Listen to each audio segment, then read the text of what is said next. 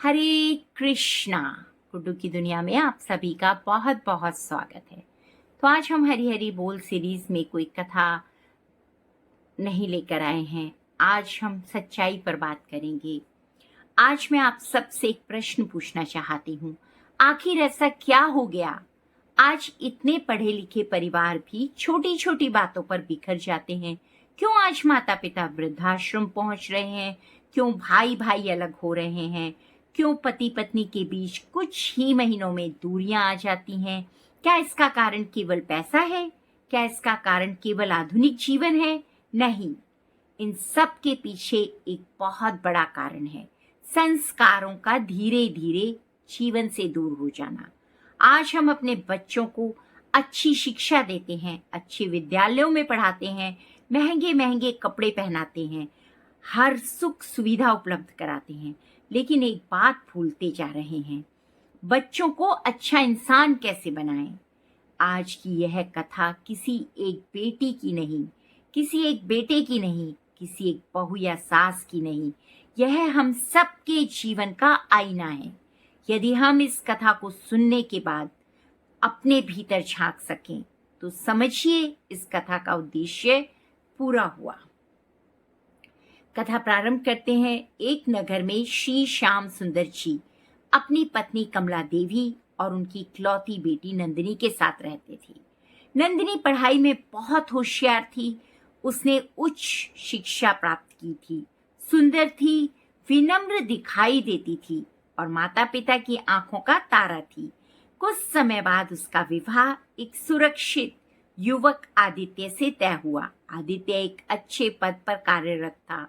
सबसे बड़ी बात यह है कि उसके पिता गोपाल प्रसाद जी ने स्पष्ट कह दिया था, हमें दहेज नहीं चाहिए, हमें केवल एक ऐसा परिवार चाहिए जहां संस्कार हो, रिश्तों का सम्मान हो। यह सुनकर श्याम सुंदर जी बहुत प्रसन्न हुए। उन्होंने सोचा, भगवान ने हमारी बेटी के लिए कितना अच्छा घर चुन दिया है। शादी की तैयारियां पूरे उत्साह से होने लगीं। कार्ड छप गए, रिश्तेदारों को निमंत्रण भेज दिया गया।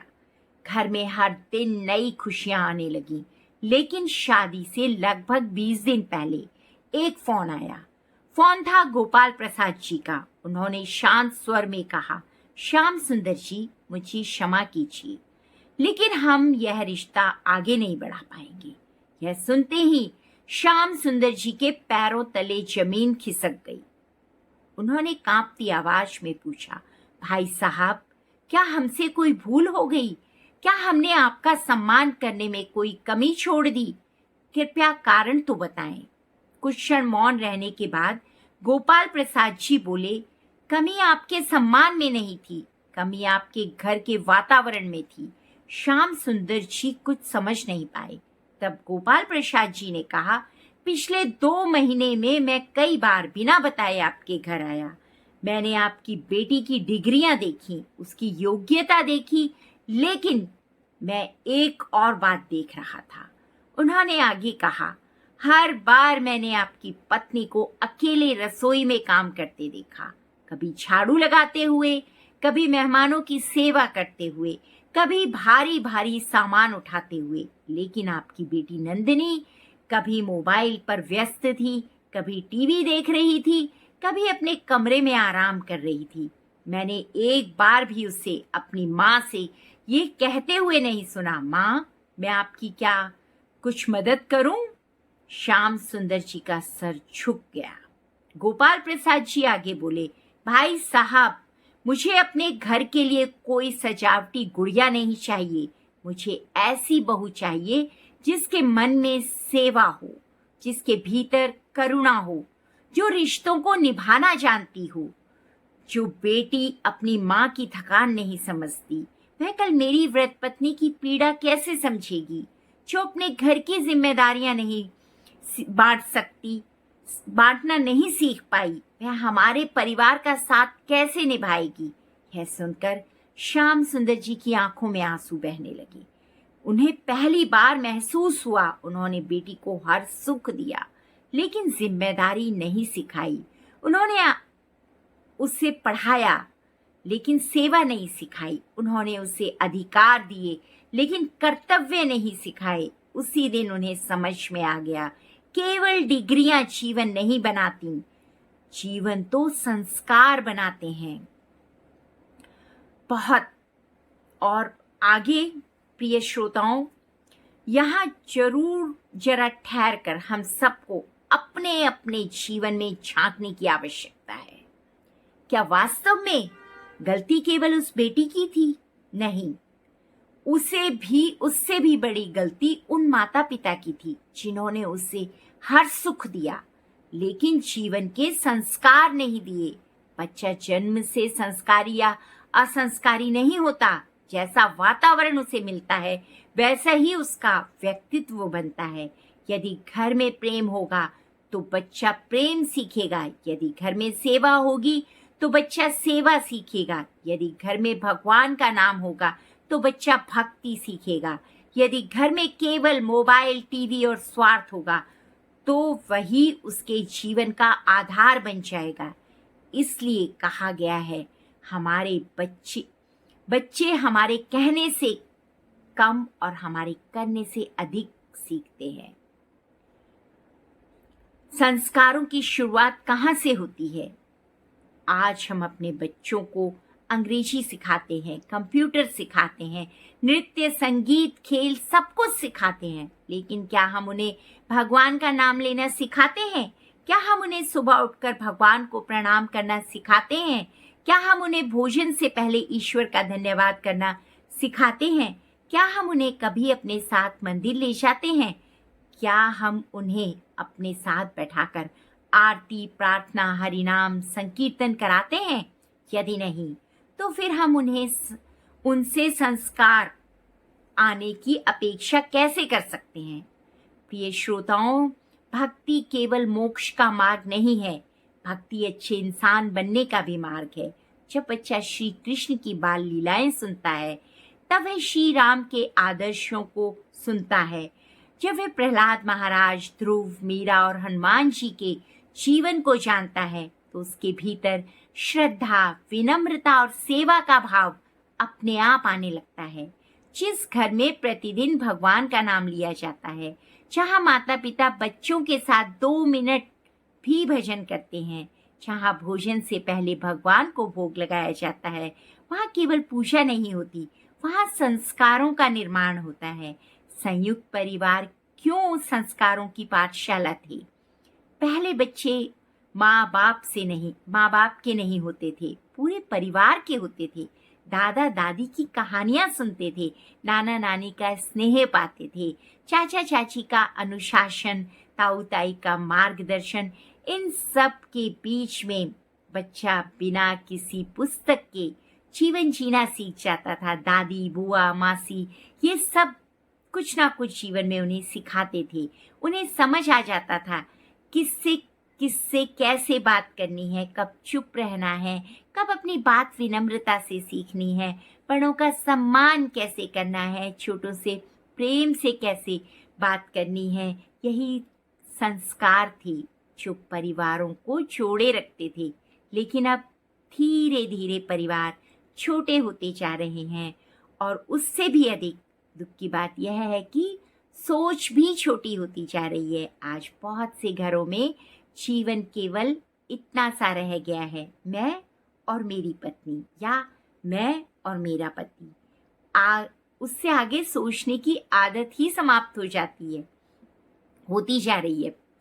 परिवार केवल 2 लोगों से नहीं बनता, परिवार में माता पिता भी हैं, भाई बहन भी हैं, दादा दादी भी हैं, रिश्तेदार भी हैं और सबसे बढ़कर भगवान भी हैं। जब जीवन से भगवान निकल जाते हैं तो धीरे धीरे रिश्तों से प्रेम निकलने लगता है। और आगे मैं इतना ही कहूंगी। हाँ, माता पिता की सबसे बड़ी भूल, रिश्तेदारों के प्रति जहर बच्चों के मन में कैसे भर दिया जाता है। बेटियों और बेटों और माता पिता के लिए जीवन बदल देने वाली शिक्षाएं।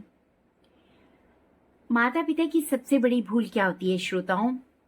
आज मैं एक ऐसी बात कहना चाहती हूँ, शायद जो कड़वी लगे, लेकिन यदि हम इसे स्वीकार कर लें तो अनेक परिवार टूटने से बच जाएं। आज अधिकांश माता पिता अपने बच्चों को हर सुविधा देना चाहते हैं। यह बात अच्छी है, लेकिन कई बार सुविधा देते देते हम उन्हें जिम्मेदार बनाना भूल जाते हैं। बेटियों से कहते हैं तुम रहने दो, तुम्हें काम करने की क्या जरूरत है, और बेटों से कहते हैं तुम बस पढ़ाई करो, घर के काम तुम्हारे नहीं हैं। परिणाम क्या होता है? एक बच्चा सेवा करना नहीं सीखता, दूसरा जिम्मेदारी लेना नहीं सीखता, और जब दोनों का विवाह होता है तो दोनों को केवल अपने अधिकार याद रहते हैं, कर्तव्य नहीं। और एक और हमारी गंभीर भूल है, आज कुछ माता पिता अपने ही रिश्तेदारों की बुराइयां अपने बच्चों के सामने करते रहते हैं। तुम्हारे चाचा ऐसे हैं, तुम्हारी बुआ ऐसी है, तुम्हारे ताऊ ऐसे हैं, दादी ने हमारे साथ यह किया, दादा ने यह किया, तुम्हारे नाना ने यह कह दिया। बच्चा चुप रहता है, लेकिन उसका मन सब कुछ लिखता जाता है। धीरे धीरे उसके मन में रिश्तों के प्रति सम्मान नहीं बल्कि अविश्वास, दूरी पैदा हो जाती है, और फिर वही बच्चा बड़ा होकर किसी रिश्ते को निभाने के बजाय उससे बचना सीख जाता है। याद रखिए, जिन बच्चों के सामने रिश्तों की बुराई बोई जाएगी, उसके जीवन में रिश्तों का सुख नहीं उगेगा। और बेटियों के लिए मेरा संदेश है, मेरी बेटियों, शिक्षा प्राप्त कीजिए, अपने सपनों को पूरा कीजिए, आत्मनिर्भर बनिए, लेकिन साथ ही यह भी याद रखिए कि माँ की थाली उठाना आपकी गरिमा कम नहीं करता, रसोई में माँ का हाथ बटाना आपकी शिक्षा का अपमान नहीं करता, घर के काम सीखना आपको नौकरानी नहीं बनाता, बल्कि जीवन में हर परिस्थिति में सक्षम बनाता है। सेवा करना कमजोरी नहीं, बल्कि भारतीय संस्कृति की सबसे बड़ी शक्ति है।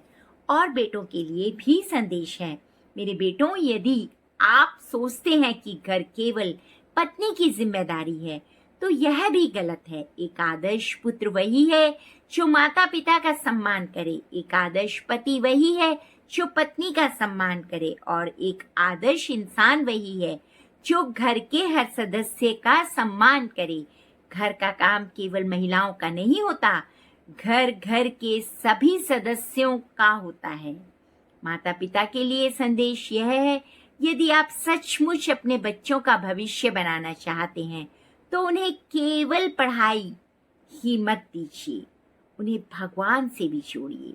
बचपन से सिखाइए सुबह उठकर भगवान को प्रणाम करना, भोजन से पहले ईश्वर को धन्यवाद देना, रोज 2 मिनट हरि नाम जाप करना, सप्ताह में 1 दिन मंदिर जाना, श्री राम, श्री कृष्ण, प्रहलाद, ध्रुव, मीरा और हनुमान जी की कथाएं सुनना, क्योंकि भक्ति केवल मंदिर तक नहीं ले जाती, भक्ति मनुष्य को अच्छा इंसान भी बनाती है। जिस बच्चे के जीवन में भगवान का नाम होता है उसके भीतर विनम्रता होती है, सेवा होगी, करुणा होगी, और जहाँ ये गुण होंगे वहाँ परिवार भी सुरक्षित रहेगा। और समाज के लिए आज हम कह सकते हैं, समाज बदल गया है, लेकिन समाज कोई अलग वस्तु नहीं है। समाज हम और आप मिलकर बनाते हैं।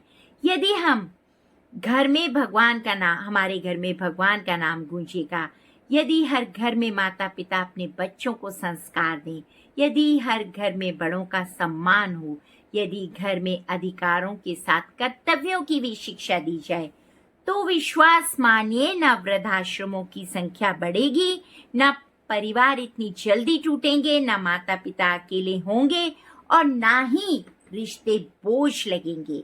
और अंतिम संदेश, प्रिय श्रोताओं, इस कथा का उद्देश्य किसी बेटी, किसी बेटे, किसी बहू, किसी सास या किसी परिवार को दोष देना नहीं। उद्देश्य केवल इतना था कि हम सब अपने अपने जीवन में झांकें। आज यदि हम अपने बच्चों को केवल धन, डिग्री और सुविधाएं देकर संतुष्ट हो जाएंगे तो शायद वे सफल तो बन जाएंगे, लेकिन यदि हमने उन्हें भगवान का नाम, सेवा का भाव, बड़ों का सम्मान, कर्तव्य की भावना और रिश्तों की पवित्रता नहीं सिखाई, तो उनके जीवन में वह सुख नहीं आएगा जिसकी कामना हर माता पिता करते हैं।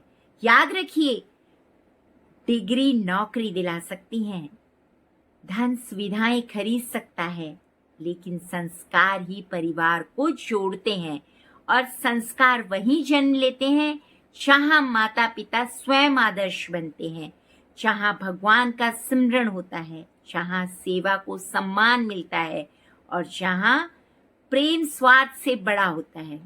तो आइए आज हम सब एक संकल्प लें, हम अपने बच्चों को केवल सफल नहीं बल्कि संस्कारी बनाएंगे, उन्हें केवल आधुनिक नहीं बल्कि मानवीय बनाएंगे, उन्हें केवल दुनिया से नहीं भगवान से भी जोड़ेंगे, क्योंकि जब घर में भगवान का नाम बसता है तब उसी घर में प्रेम बसता है, और जहाँ प्रेम बसता है वहाँ परिवार कभी नहीं टूटते। जय जय श्री राधे, हरे कृष्णा। तो अगर आपको मेरे द्वारा सुनाई गई ये कथा, अगर ये जानकारी, ये बातें अच्छी लगी हों तो प्लीज़ आपके अपने चैनल गुड्डू की दुनिया को सब्सक्राइब कीजिए अगर अभी तक आपने नहीं किया है, कथाओं को लाइक कीजिए और शेयर कीजिए, और कमेंट्स में हरे कृष्ण लिखकर अपनी उपस्थिति प्रस्तुत कीजिए और अपने विचार रखिए। आप सभी का दिन मंगलमय हो, सभी स्वस्थ रहें और अपने बच्चों को संस्कार, अपने बच्चों की नींव संस्कारों से डालें। धन्यवाद।